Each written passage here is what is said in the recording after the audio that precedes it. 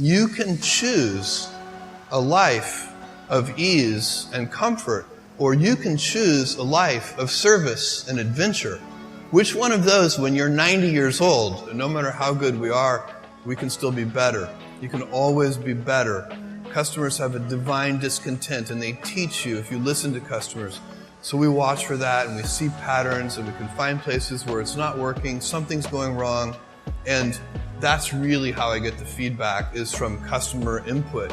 And often, in all caps, angry, you ruined my child's birthday because the gift didn't show up on time. And we take that, and what you really want to do is you take that, it's an anecdote, it's a single example, but you need to find the root cause. What went wrong deep inside the system? How did this happen? Because then you can fix it for everyone, so that particular problem will never happen again. You don't just fix the symptom, you have to fix the root cause. And that's been the secret to our operational success for 20 years. There are a lot of things that are a waste of time. When you think about your life, I often tell people that I work with, if you can get, because people have very high standards for how they want their work life to be. And I said, look, if you can get your work life to be where you enjoy half of it, that is amazing, because very few people ever achieve that. Because the truth is, everything comes with overhead. That's reality. Everything comes with pieces that you don't like. You could be a Supreme Court justice, and there's still going to be pieces of your job you don't like.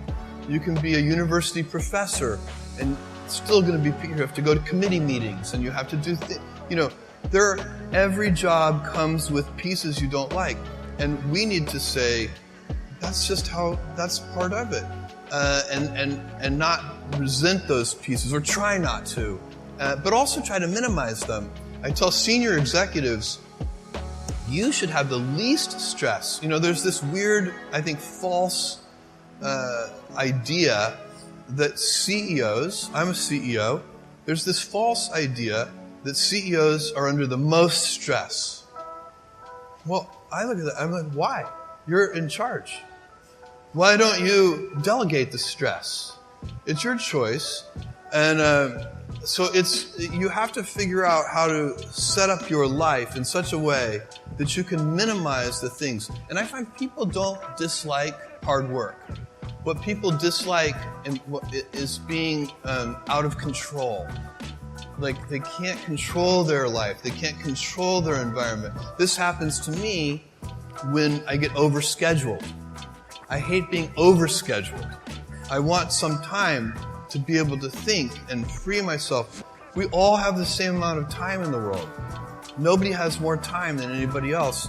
And when you become a very successful person, one of the things, you start to get overscheduled. You have this event. You had to agree to do this. And maybe last night you were like, why did I agree to do this? I have to go on stage tomorrow. I wish I were really with my family. And, or I hope maybe not this case. Let's say that you like this one. But in general, that kind of thing happens. And so you have to guard your time and try to stay a little bit flexible. So that's, for me, it's not a waste of time, but I like to have some freedom of movement rather than having every minute of every day scheduled. So a young person starting their career, I think there are probably a lot of things. Some of them are very well known and people have heard them many times. They're still true. One of those is you should always focus on, a young person should find something that they're passionate about to do. And that's not going to surprise anyone. It's a clear thing to do. It's very hard. If you don't love your work, you're never going to be great at it. I think the other thing I would suggest to any young person, even before they start their career, is to really think about their choices. Because I find young people, and when I was young, I made this mistake too. You can get very fixed on your gifts. So everybody has gifts. You have gifts and you have things that you didn't get gifted. Maybe you're extremely beautiful. Maybe you're extremely good at mathematics. There are a lot of things that you can be given. But those things can confuse you because they're not the things that construct your life. It's your choices that construct your life, not your gifts. You can celebrate your gifts. Be proud of them. Be happy of them. Actually, don't be proud of them. Be celebratory of them. But you can't be proud because they're gifts. They were given to you. You didn't earn them. You can only be proud of the things you earn. And so, as I got older, I started to realize I wasn't proud of my gifts. I was always good at school. School was always easy for me. And I was always proud that I was a great student. I got A's in all my classes. I was good at math, all of that. And I thought that's who I was. But it's not true. Those are the things that are gifts. What was hard for me is deciding to work hard, deciding to use my gifts in certain ways, to challenge myself, to do things that I didn't think I could do, to put myself in uncomfortable situations. We all I would say to a young person, you can choose a life of ease and comfort, or you can choose a life of service and adventure. Which one of those, when you're 90 years old, are you going to be more proud of? We only have a few principles at Amazon, kind of core values that we go back to over and over again. And if you looked at each of the things that we do, you would see those run straight through everything. So the first one, and by far the most important one, is customer obsession. And we talk about it as customer obsession as opposed to competitor obsession. And I have seen over and over again companies talk about that they're customer focused, but really when I pay close attention to them, I believe they are competitor focused. And that's just a completely different mentality. By the way, competitor focus can work, but I don't think it works in the long run as well as customer focused. For one thing, once you're the leader, if your whole culture is competitor obsessed, it's kind of hard to stay energized and motivated if you're out in front. Whereas customers are always unsatisfied. They're always discontent. They always want more. And so no matter how far you get out there in front of your competitors, you're still behind your customers. So they're always pulling you along.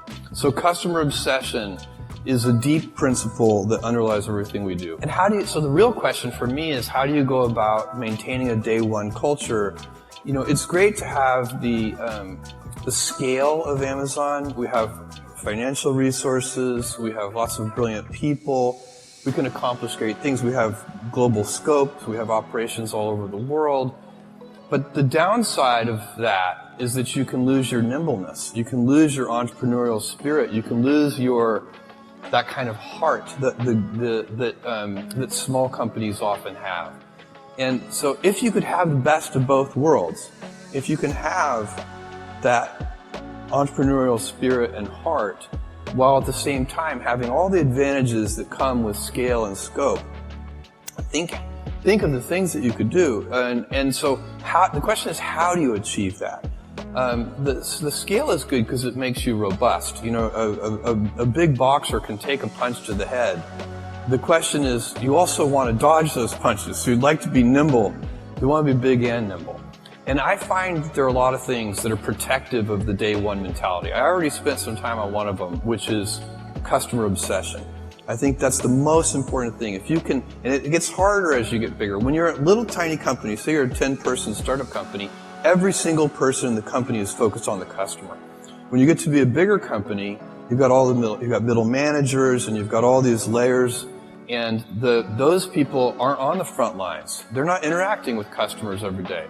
They're insulated from customers, and they start to manage not the customer happiness directly, but they start to manage through proxies like metrics and processes, and some of those things can become bureaucratic. So it's very challenging. But one of the things that happens is that decision-making velocity slows down. And I think one of the reasons that happens is that people, say junior executives inside the big company, start to model all decisions as if they are heavyweight, irreversible, highly consequential decisions. And so even two-way doors, you make a decision, it's the wrong decision, you can just back through the door and try again.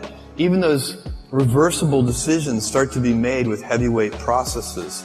And so You can teach people that these pitfalls and traps, and then teach them to avoid those traps. And that's what we're trying to do at Amazon, so that we can maintain our inventiveness and our heart and our kind of small company spirit, even as we have the scale and scope of a larger company. If the stock is up 10% this month, don't feel 10% smarter, because when the stock is down 10% some month, you're going to have to feel 10% dumber, and it's not going to feel as good.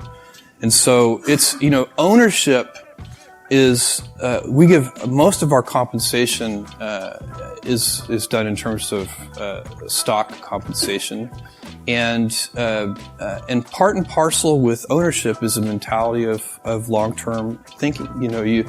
Owners think longer term than renters do. So I have a friend who rented his house to some tenants, and instead of getting a Christmas tree stand at Christmas, they just nailed the Christmas tree into the hardwood floors of the house. No owner would ever do that. And, but sometimes that's a bad tenant. They're good tenants, but that's a bad tenant. And it's because, this is the same old thing about, nobody ever washed a rental car. And, you take better care of the things that you own. But one of the responsibilities of ownership, and definitely deep inside the Amazon culture, is to think about the fundamentals of the business and not the daily fluctuations in the stock price. There's no information in it. What are you really focusing on? So, I'm focusing on those things that I think make Amazon unusual. Genuine customer obsession. So like every single thing you just mentioned, when our senior executives sit down and review those programs, they're looking for customer obsession. How is it? Second one that we're focused on is invention. We don't like to do Me Too offerings. We'll be inspired by something we see in the world. We're not hermetically sealed, but we want to put our own twist on it. We want to try to do something better for customers that's pioneering. So where is the invention? Why is this going to be better for customers than whatever is serving that need in the world today? And then a willingness to think long term. So I'm very focused on those things, and also the operational excellence, reducing defects at their root. Those are the things. That's the culture of Amazon. It's the habits that we have. Those are the things I'm focused on, and those are the things that all of our senior people are focused on.